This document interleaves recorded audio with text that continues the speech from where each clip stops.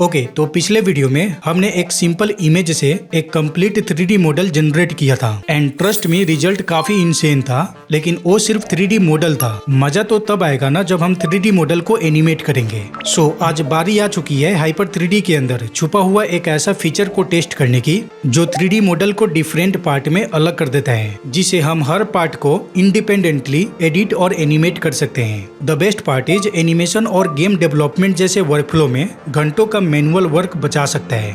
इसलिए अब की बार मैं इस वाइंड मिल को एग्जाम्पल के लिए यूज करूंगा। मेरा गोल सिंपल है, इसको 3D मॉडल में कन्वर्ट करना एंड फिर सेपरेट करके इसके ब्लेड्स को रोटेट करना, वैसे ही जैसे गेम में होती है। So let's begin.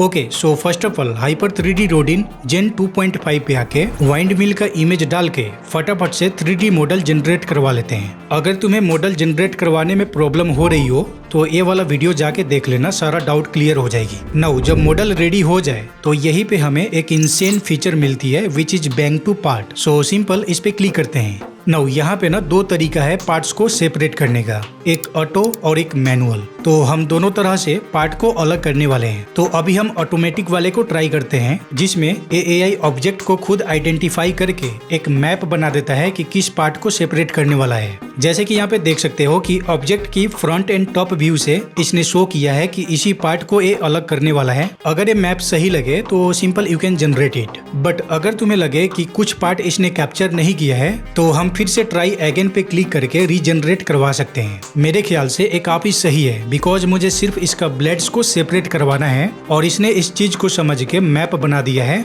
तो सिंपल इसको जनरेट कर देता हूँ and boom, parts easily separate हो गया है। मतलब कि तुम्हारा घंटों का मेहनत इसने कुछ ही सेकंड में फाइनल करके दे दिया है। तो और क्या ही चाहिए भाई। अब बात यही तक खत्म नहीं होती, ये तो पार्ट को बैंक तो कर ही दिया है, बट अगर तुम इस पार्ट पे क्लिक करो तो यहाँ पे भी तुम्हें दो ऑप्शंस मिल जाती है, एक रिफाइन और दूसरा बैंक का। अगर इस AI ने पार्ट को सेपरेट करते टाइम मेश में कोई मिस्टेक कर दिया है तो उस पार्टिकुलर पार्ट को सिंपल रिफाइन ऑप्शन से करेक्ट कर सकते हो, कुछ इस तरीके से। अब मान लो इस सेपरेट पार्ट को भी और सेपरेट करना हो तो इस चीज के लिए बैंक वाले ऑप्शन पे जाएंगे तो इस पार्ट को भी तोड़ के और छोटा छोटा पार्ट्स में दे देगा। Interesting right. इसके जस्ट नीचे हमारा सेपरेट पार्ट का लेयर शो हो रही है। अगर तुम चाहते हो कि नहीं मैं इस पार्ट का अलग लेयर ग्रुप बनाऊंगा तो वो भी कर सकते हो कुछ इस तरीके से।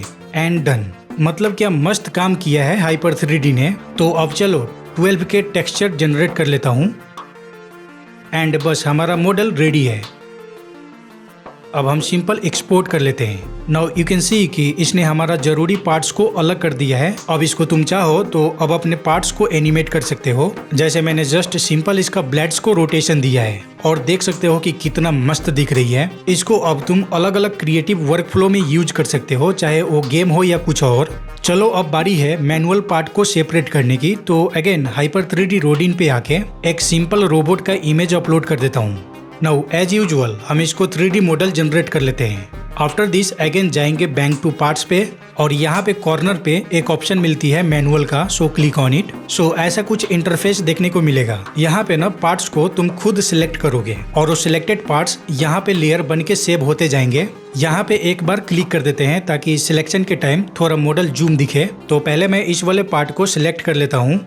तो यहाँ पे एक लेयर आ चुकी है। यहाँ पे हम कोशिश करेंगे कि एक लेयर पे एक ही पार्ट को हम सिलेक्ट करें ताकि एनिमेशन में ज्यादा कंट्रोल मिल सके हमें। अब दूसरा पार्ट सिलेक्ट करने से पहले न्यू पार्ट ले लेंगे एंड फिर सिलेक्ट करेंगे। अच्छा, एक और चीज, सिलेक्शन अगर मिस्टेक हो गई हो तो यहाँ पे एक ऑप्शन मिलती है प्लस एंड माइनस का। तो हम अभी प्लस यानी एड वाले ऑप्शन पे हैं, लेकिन अगर हमें हटाना है किसी रॉन्ग सिलेक्शन को तो माइनस पे स्विच हो जाएंगे और फिर जो पॉइंट है वहाँ पे हम कर्सर लेके आएंगे और फिर राइट क्लिक करेंगे तो वो पॉइंट हट जाएगी। एंड कुछ इसी तरह हम डी सिलेक्शन कर सकते हैं। नाउ अब अपना सिलेक्शन स्टार्ट करना शुरू कर देते हैं।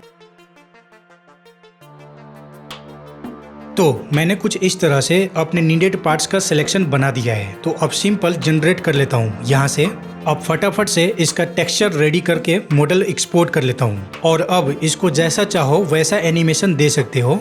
ये एनिमेशन देखो कितना सही लग रही है। मतलब यार ये हाइपर 3D काफी कमाल की चीज है भाई। So overall Hyper 3D Rodin Gen 2.5 का बैंक टू पार्ट्स वाला फीचर ऑनेस्टली मुझे काफी सही लगा स्पेशली अगर तुम 3D मॉडल के साथ एनिमेशन, गेम डेवलपमेंट या किसी क्रिएटिव वर्कफ्लो पे काम करते हो तो मैनुअली पार्ट्स सेपरेट करने की बजाय एक काफी टाइम सेव कर सकती है। और अगर तुम खुद बैंक टू पार्ट्स ट्राई करना चाहते हो तो हाइपर 3D रोडिन जेन 2.5 को जरूर चेक करना। अगर तुम इसी वीडियो का डिस्क्रिप्शन चेक करो तो 14 डेज का फ्री ट्रायल भी मिल जाएगी। तो देर किस बात की यार, जाओ ट्राई करो। इसका लिंक मैंने डिस्क्रिप्शन में दे दिया है। So yes, that's it. मिलते हैं नेक्स्ट वीडियो में, तब तक के लिए बाय बाय।